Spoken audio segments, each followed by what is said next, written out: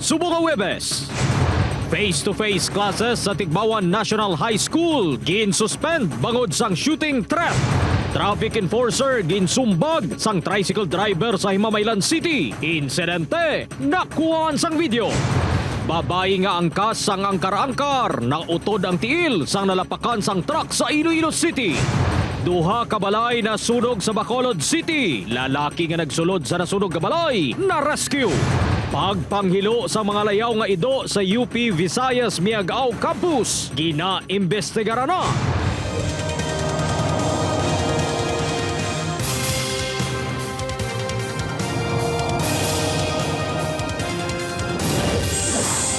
Ini ang Bratsada Balita.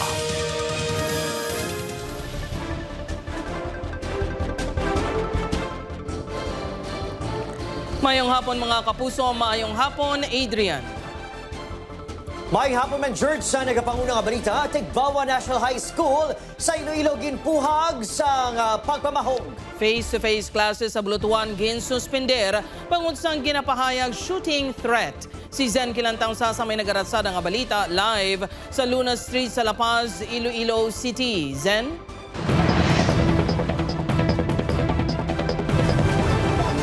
Jared Adrian nagtugas ang kakugmat sa mga estudyante sa Tigbawan National High School ang paglaptas ng impormasyon na may pamahog. Pasado alas 7 kainas ang aga sang gin-suspend ang face-to-face classes sa Tigbawan National High School. Ini matapos maglapta ang impormasyon na kaangot sa pamahog sa eskwelahan. Sa pagpangusisa sang kapulisan, may nabaton nga mensahe ang isa ka maestra nga may magaluntad nga pagpangtiro sa lugar. Ang pamahog ang ginapasuni naglapta pinaagi sa sugid-sugid. Suno sa isa ka grade 9 student, ginkatingalan nila nga ginpapauli sila kaginhambalan nga wala na sang klase. Pati mga ginikanan kag guardian na nakibot sa natabo. Sa plaza ron, tumamanti ang balakan, no, gin suspended ang klase kay ano ka naman, may nagdara ka nga po sir. 7:35 po na sila yung pagkuha. Tiyo ay man kami kabalo ko nano gani ano mamangkot kasi ako nano rason nga gipapauli mga estudyante. Nag-shift sa alternative delivery mode ang eskwelahan kasunod sang suspensyon.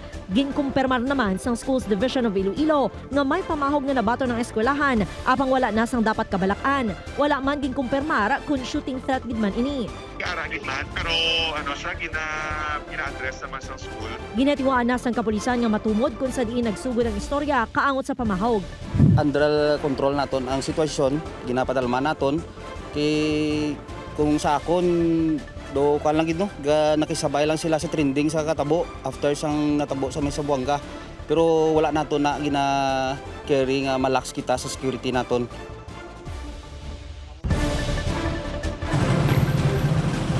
Jared, ginpahanumdum sang kapulisan ang publiko nga likawan ang pagpalapta sa mga unverified information agud hindi na magtuga pa sang kabalaka kaghuol sa komunidad. Jared? Madam Oged nga salamat sa detalye, Zen Kilantang Sasa.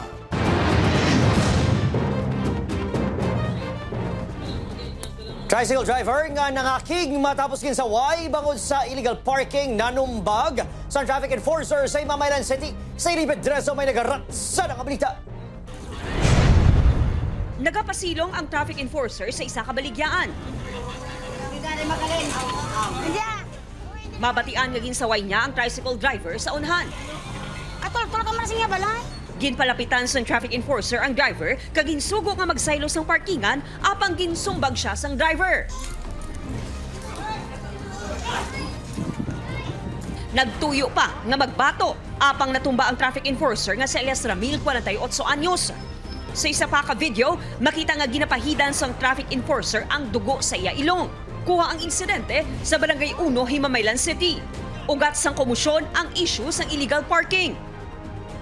May area dira nga gin prepared namon nga hindi pwede parkingan bisan ano nga salakyan, bawal lang ang parking. Ikapila na siya sa wayon sang enforcer sa mga nagbigat simana kagapon pwede parkingan. Sabat niya pa sa ako yung enforcer pati hindi ako maparking how. Preso na ang tricycle driver nga wala ginhingadlan sa otoridad. Nagapangatubang inisang reklamo nga direct assault against person in authority kag physical injury. Posible nga isuspend o kung i-revoke ang lisensya ng driver sunod sa LTO NIR. Batasan. Kaya yung pagkita niya towards sa aton nga traffic enforcer. So isukos naton siya kay ka-dangerous, no? Kung may mga amo katasining nga mga driver nga very violent, no? Kung apprehend or takpo, no? Sa aton nga mga enforcers. Upod ka Herald Ekang, Aileen Pedreso ang naga. Ratsada! Senior citizen nga babayi utod ang tiil sang nalapakan sang truck sa Iloilo City. Samtang pulis patay sa nakabunggo ang ginamaneho nga motorsiklo sa gutter sang karsada sa Capiz. Si Kim Salinas may nagaratsada nga balita.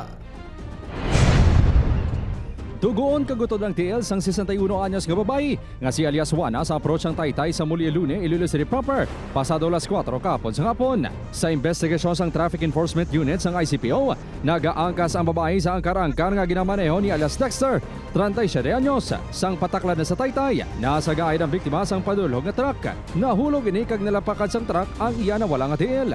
Ginamaneho ni Remuel de la Cruz ang truck. Patag sini, wala nagkagat ang preno sang salakyan. Kung sa lakayon ko ang sa tubang ko madamo madisgrasya. Kaya mamipip na lang ko diretso ay nakita ko duhawan isa kaso lang sumaka sa ambuto na sa lakay ko. Gilayon ginaresto ang truck driver apang gid-release subong adlaw sang naglaps ang reglementary period. Padayon nga ginabulong sa ospital ang biktima. Do mabulig ni ang driver sa pasyente parte sa iyang gastusin sa ospital. So, doon mo nang ilag na barter ng istorya nga mabulig. Ikuha na nga na yung complaint. I-hold lang anay. Gintinguan pa nga i-revive sa ospital apang ginbawian sang kabuhi. Si Police Staff Sergeant Francis Dordas, 40 anyos, investigador sang Dao Municipal Police Station. Ini matapos nagsangit sa gutter kag nagbunggo sa metal nga kudal sa kurbadaan nga dalan sa barangay Poblasyon Ilaya, Dao, Capiz, Martes, pasado las 9 sang gabi. Patalang pila sa ulo ang ginkamatay sang pulis. Sa investigasyon sang Dao Police, halin sa estasyon ang biktima kag nagapatigayon sa monitoring bilang intel operative sa natabo ang aksidente. Hindi man kuno hubog ang biktima. Apang posible natuyo ini bangod nagbulaw sa mga lobrahon sa estasyon. Nag-input na siya sa amon nga mga threat assessment, no? Ang gina-comply nila. Hindi siya nga nagapungko sa computer. Ang ina nga tao is masaligan ko git mabuot. Kag pag-abot sa trabaho wala gyud reklamo. Upod kay Hans Desierto, Kim Salinas ang naga. Ratsada! Duha ka balay na sunog sa barangay Bata, Bacol City. Lalaki nga nagsulod pa sa nagakasunog nga balay gin rescue. Yari nagaratsa ng balita. Ginlamon sang kalayong duha ka balay sa Proctunay, barangay Bata, Bacol City kahapon sang hapon. Makita sa video ang pagtinguha sa lalaki nga makasulod sa nagakasunog sining balay. Natumbay ni sa gitinguhaan nga butungon sa isa pa ka lalaki. Ang lalaki amo si alias Ray, 40 anyos. Nag-isahanon ini nga nagapuyo sa balay nga ginapanagiyahan sang iamay. Diri man natumod nga nagumpisa ang kalayo. Ginabutong sa pero naging pilit niya pala ako galingon niya nga magsulod tapos doon yan na sa tanim makorente balahaw. So nagbato sa kag nagsulod sa Japon. Nadalahig man sa sunog, isa pa ka balay. Ginibisigaran pa kung ano ang gitunaan sa sunog kag kung hungod bala ini nga ginsunog. Bayaan siya kung sa nubyaya. Muna ang basi may problema sa gamay. Doon di man nato mawalaan nga ginhungod yun. Sa pagpangusisa sang BFP, nagdugang ang pag-ibual sa kalayo sang may naglupok nga poste kag koneksyon sa power distributor. Hindi pa man mapatod kung ang lalaki mismo nagsunog sa iya puloy-an.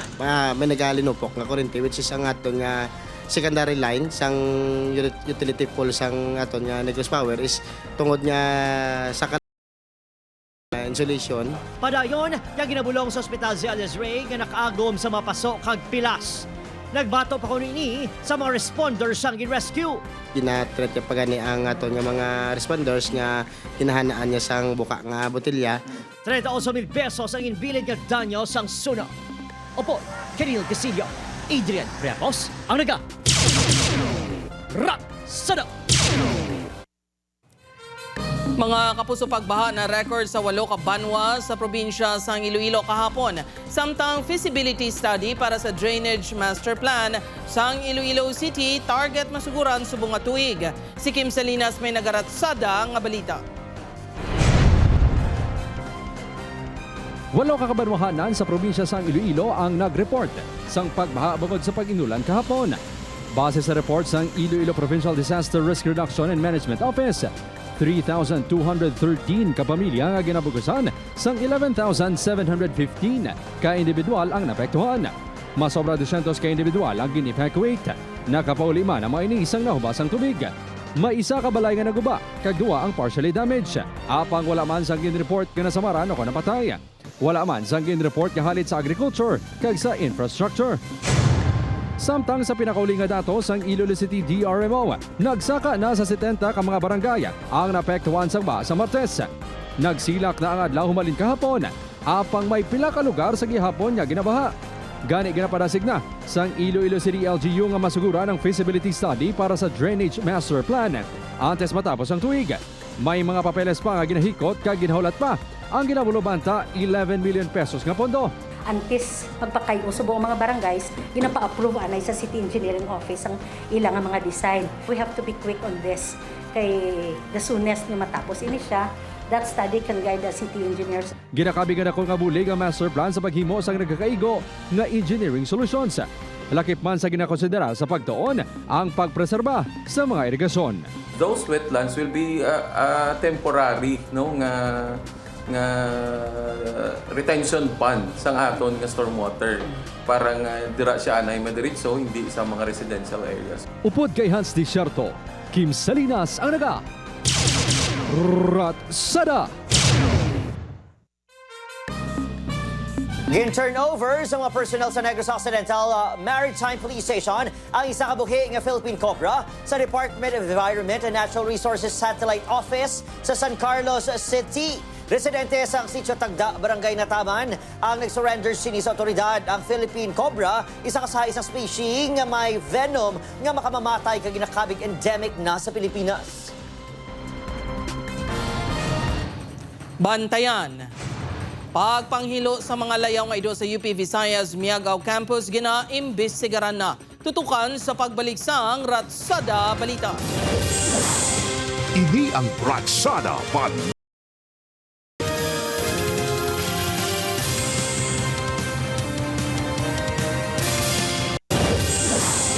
Ini ang Ratsada Balita.